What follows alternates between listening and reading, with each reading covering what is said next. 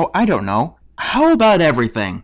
Like every single thing possible. Today I brought you a real gem of animated shit. The Bubsy cartoon pilot. Back in the late 80s and early 90s, video game mascots began to jump on the Sonic bandwagon, trying to create smart-talking protagonists. And 9 times out of 10, they were horrible. Actually, the only success story I can think of off the top of my head is Gex. And that's because his dialogue was written and acted by an actual comedian. The worst of them all, though, had to be Bubsy. He had 4 video games, and one of them is often considered to be one of the worst games ever made. But we're not here to talk about that. After all, that's what JonTron is here for. Instead, we're here to talk about the cartoon. Yes, Bubsy had a cartoon. Actually, it only had a pilot. Yes, this fascinating piece of shit was so bad that it didn't get picked up for an actual cartoon. In the early 90s, when there was no quality control of kids' cartoons. Yeah, it's that bad. Why is it so bad? Well, for starters, the cartoon never shuts the fuck up. This is a 22-minute cartoon, and there is not 1 second of silence. It doesn't take a moment to rest or breathe. It's just constant noise. And that wouldn't be so bad if it wasn't for Bubsy's annoying voice. Come on, snap to, Mr. Basket Case. It's me, the Prince of Personality, Bubsy! His voice is nails on chalkboard grating. And I know it is because they actually use the nails on chalkboard sound effect. Twice! Now let's talk about the running joke. What could possibly go wrong? What could possibly go wrong? What could possibly go wrong? Do you know how many times that line is spoken throughout this 22 minutes? 10 times! They say it 10 times in 22 minutes. That doesn't seem like a lot, but it gets grating very fast. And look, the episode is even titled, What Could Possibly Go Wrong? That's not the only running joke that they abuse. In fact, they've got like 3 jokes that they repeatedly use 20 times. They clearly missed something about running jokes. If it wasn't funny the first time, chances are it's not going to be funny the 50th. You could make it funny by building it up or changing the context. Otherwise, it would get annoying very quickly. Let's begin, shall we? What could possibly go wrong? The title sequence shows us what we're in for. Quite clearly, animation on speed that never shuts the fuck up. When Bubsy isn't talking, there are obnoxious sound effects in the background. If you don't have any aspirin nearby, you may want to break them out. You'll need them by the time that this is over. The episode begins with Bubsy waking up his pet, Arnold the Armadillo, and enter running joke number 2. This armadillo is extremely afraid of getting run over by a truck. And yes, this is played for laughs. And last year, over 10,000 armadillos were run over by trucks in the state of Texas alone. For many of the poor little fellows, this is the last sound they will ever hear. Oh, the truck! Oh! That's not funny, you sick fucks. So, you want to know how annoying Bubsy's voice is? I'm your hero, and you're my sidekick! Oh, please, do we have to go through this every single morning? Imagine that for 22 minutes. The plot rings the doorbell. Bubsy's niece and nephew come over to celebrate their birthday. But our lovable hero can't be bothered to deal with them, and instead wants to watch TV. Yeah, if his voice wasn't bad enough, Bubsy is both an asshole and an idiot. The twins are your typical cartoon annoying kids. You know, done as poorly as usual. And just like everything else about this animation, they never shut up. On the television, there's an interview with someone called Professor Virgil. He has created a helmet that turns your imagination into reality. Yes, really. Invention, if used responsibly, could someday stop war and famine and eventually save the entire planet. Yes, except no one would ever use that responsibly, or at least selflessly. Admit it. If you had that helmet, you'd probably only use it on yourself. So far, it's mostly blown up on Virgil's head.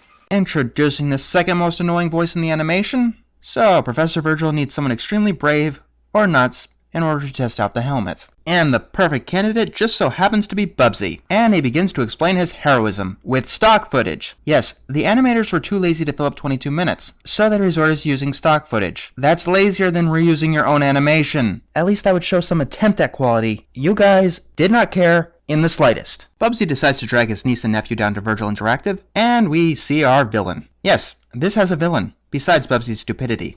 If I could get my paws on that helmet, I could finally live the lifestyle that I deserve! Then go. He was just asking for volunteers. Just go down to the lab and offer to be one. That never occurs to her. Instead, she wants to use her 2 bumbling minions. You ever watch 101 Dalmatians? Yeah, then you know who these 2 are. But in actuality, it's probably ripping off the adventures of Sonic the Hedgehog. Even the art style seems to be ripping off the adventures of Sonic the Hedgehog. I shouldn't have to say this, but that's not a good show. Why are you ripping off a not good show? The rat is the stupid one, and the vulture is the not as stupid one. I mean, the shrew and the buzzard. Running joke number 3. Also, the shrew is obsessed with food, and that turns out to be his weakness, and would presumably be his weakness in every episode in the alternate universe where this show got picked up. That universe is not a pleasant place. Fire rains down from the sky every Saturday, and bugs the size of potatoes infest every orifice. I'm getting off track. Back to something almost as bad. The villain uses her nails on the chalkboard to get their attention. FYI, sound mixers, that doesn't make Bubsy less annoying. It just makes me hate you even more! So we cut back to Bubsy, who has just arrived at the laboratory. And enter running joke number 4. Whoever the hell that is keeps mistaking Bubsy's name. No, really, I don't know that white cat's name. I don't think they ever say it. Technobabble, and Bubsy tries on the helmet. God, the Virtual Boy looked better than that thing. Virgil instructs Bubsy to be very specific with his thoughts, or else bad things will happen. This backfires once. The first time. Bubsy thinks about flying, and everyone appears in the sky. Okay, what now, Egghead? Don't you dare remind me of a quality joke from a quality show ever again. Also, because of this scene, I can no longer even count accuracy in this cartoon's favor. Because in the games, Bubsy had the ability to glide. Yes, really. Arnold gets the helmet and... Arnold, whatever you do, don't think of the truck! Quick, don't think about cats! Long story short, the truck appears. And in the latest news, an 18-wheeler truck fell from the sky, killing dozens and turning our lovely streets into ruins of what they once were, scattered with charred rubble and twisted metal. Yeah, no. Actually, they never bring the truck in the sky up again. Bubsy takes the helmet back, teleports them to Virgil Labs, and they have absolutely no explanation of what the hell happened to the truck. Yeah, they just leave a truck floating in the sky. And for some reason, Arnold is still falling when they get back to the lab. Yes, abusing him is a running gag, which I am going to fuse with the truck gag. Virgil tries to scold Bubsy, so Bubsy plays with his suspenders. I don't know. His niece and nephew tell Bubsy that they're bored and want to play with the reality-changing helmet. What can possibly go wrong? Bubsy tells them that the helmet is not a toy, tries to place it down, and accidentally places it on one of their heads, and the two of them run outside. The kids start fighting over the helmet, and we cut to the two bumbling idiots. They see the kids and the helmet and decide that they want to eat the kids. It's par for the course of Dark Age cartoons. Here's the thing though, this came out in the goddamn 90s, the Renaissance age of animation. I don't know what they were thinking, there was no way the show would ever catch on. So the niece puts on the helmet. I win a pony! Oh my god, is there going to be some semblance of quality in this piece of shit? Is there going to be something I can actually enjoy? Is there going to be something that lets their characters breathe and understands that they can keep kids' attention without constant noise?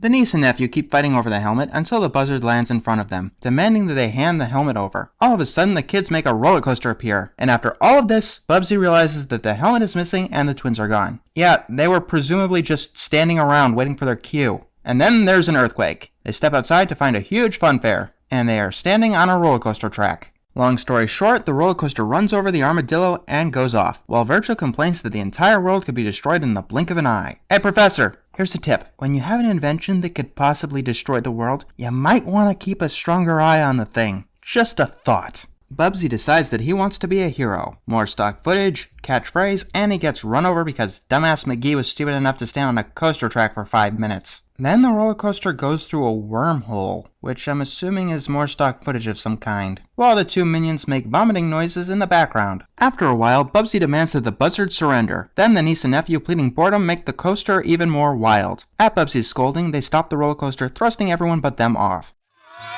They should have worn their seatbelts! Yes, an accolade should have learned how to make cartoons before trying to make cartoons. We all do stupid shit that results in unfathomable disasters. Suddenly, the niece and nephew are huge, and they step on Bubsy by accident. Unfortunately, it does not kill him. When they go down to normal size, Bubsy scolds them, and then they cry that it's their birthday. Oh, so this cartoon is trying to teach Bubsy a lesson, showing him that he should never have forgotten their birthday. Actually, no. Bubsy is never put at fault for forgetting about the twins' birthday. Instead, the episode remembers that it has the two dumbasses, and uses them. The buzzard drops the shrew, and he takes the helmet. Bubsy trades him for a corn dog. Yes, it has a fuse in it. It explodes the buzzard and the shrew into Bubsy, and they fly off with the helmet and the twins. They bring it to their master, and she starts using the helmet to pad out the episode's length, while the buzzard and the shrew drag the niece and nephew away to cook them. Back to Bubsy moping over the fact that he lost the twins and the helmet.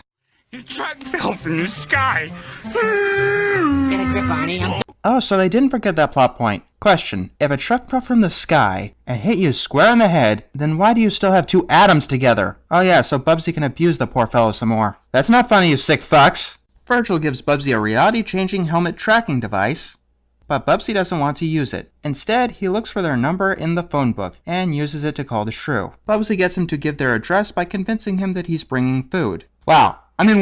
This has to be a record. One episode, and this is pretty much the most formulaic show I've ever seen. Each episode, Buzzard and Shrew try to get the kids or foil Bubsy's plans. Bubsy tears their plan apart by bribing the shrew with food. The villain claims that the helmet is making her angry because it's giving her helmet hair. Unfortunately, the Buzzard and the shrew have worse news.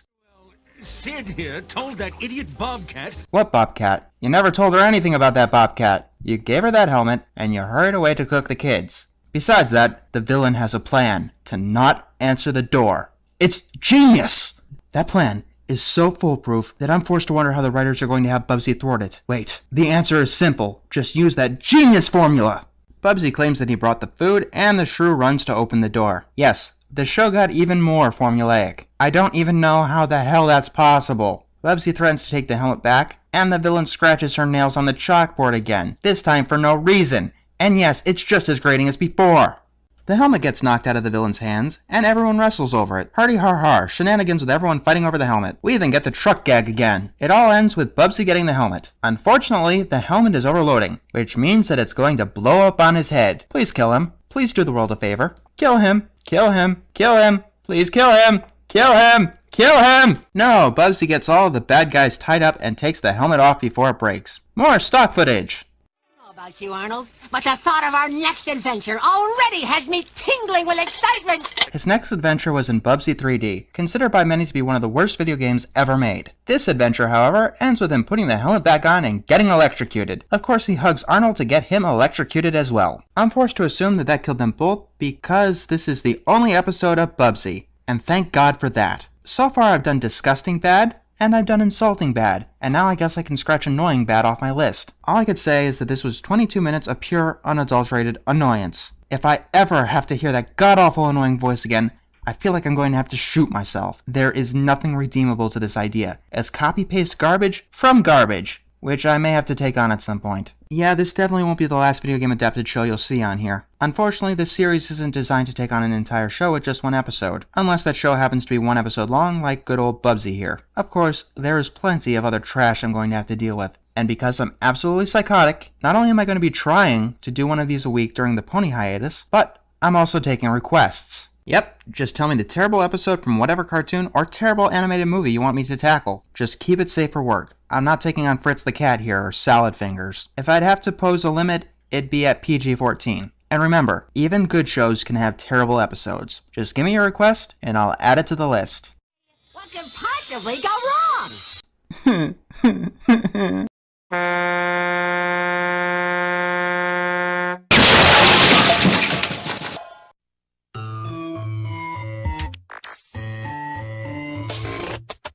Well, here we are again.